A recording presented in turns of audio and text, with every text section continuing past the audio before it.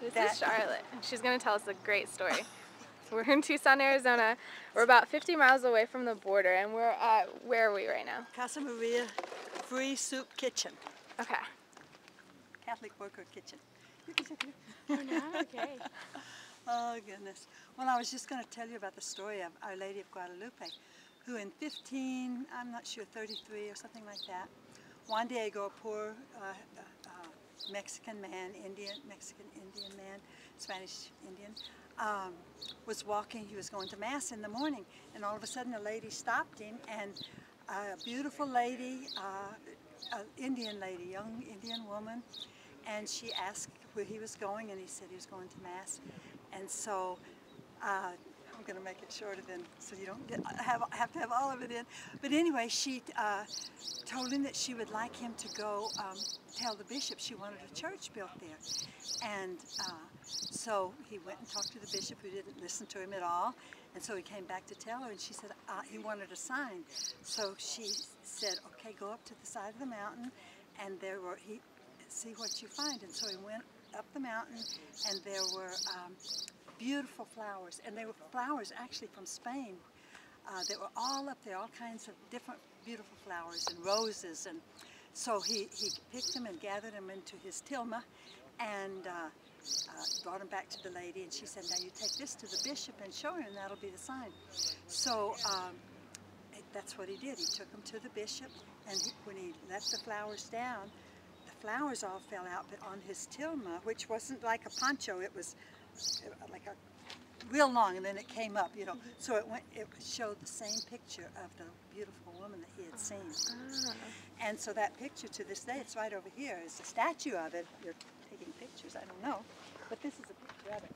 And it's still there to this day. The bishop built a church.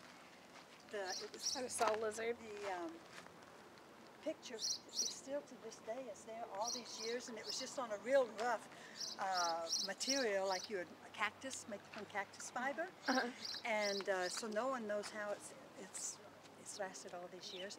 And National Geographic actually went and did all kinds of tests on it, and they, when you look into her eyes, you could see a reflection of Juan Diego in her eyes. Yeah. So it's very symbolic. Everything that she has on, like the black belt, means that she's pregnant with with Jesus.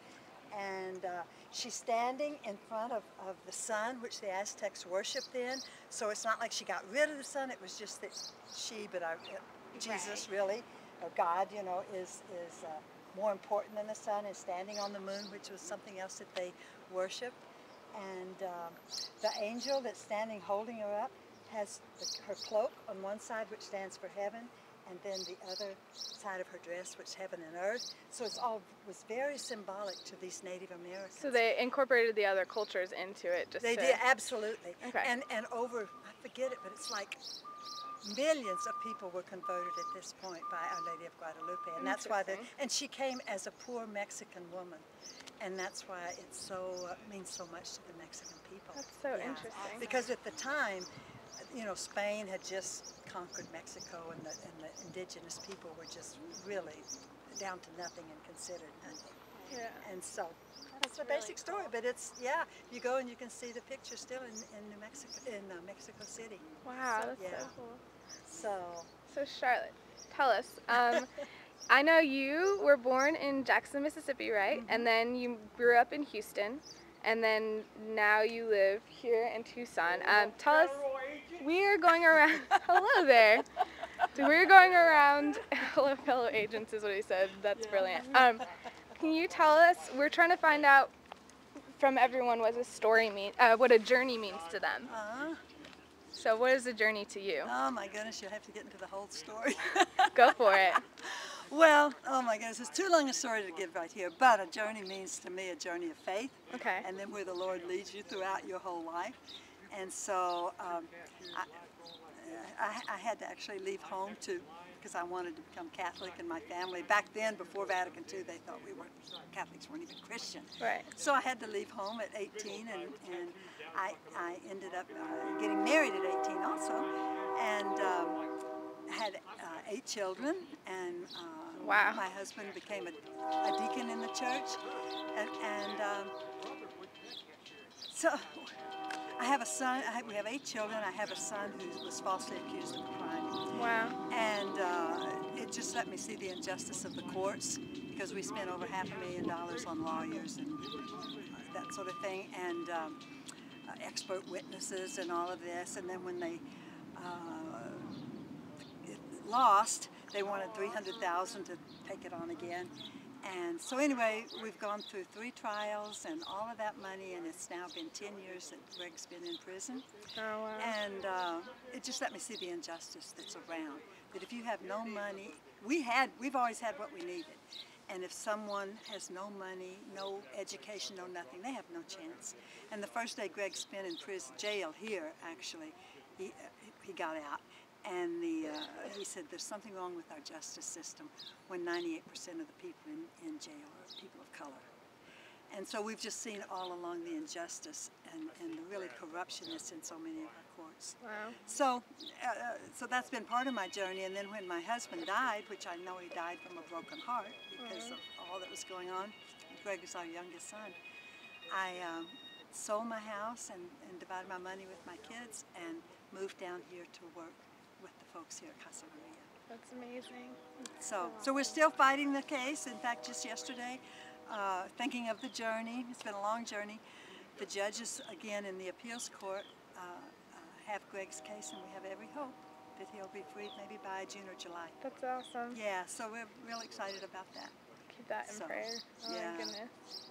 So, I mean, I do believe that the Lord brings you, if you just open your heart, He brings you where you're supposed to be. Right. No matter how it comes about.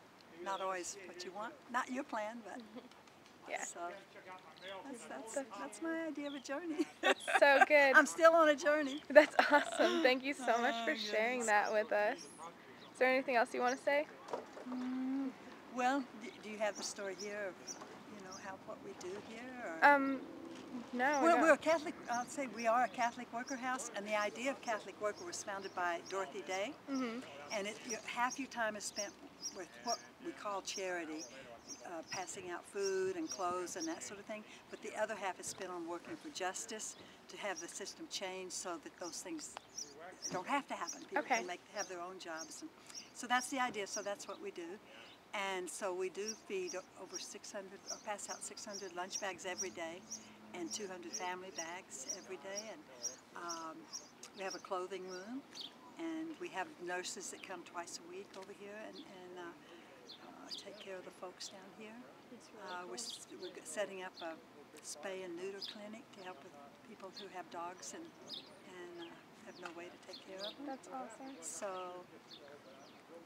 that's amazing. It's kind of what we do. Good. It's kind of what we do. So good. Yeah. Oh man. Wow. Well, thank you so much.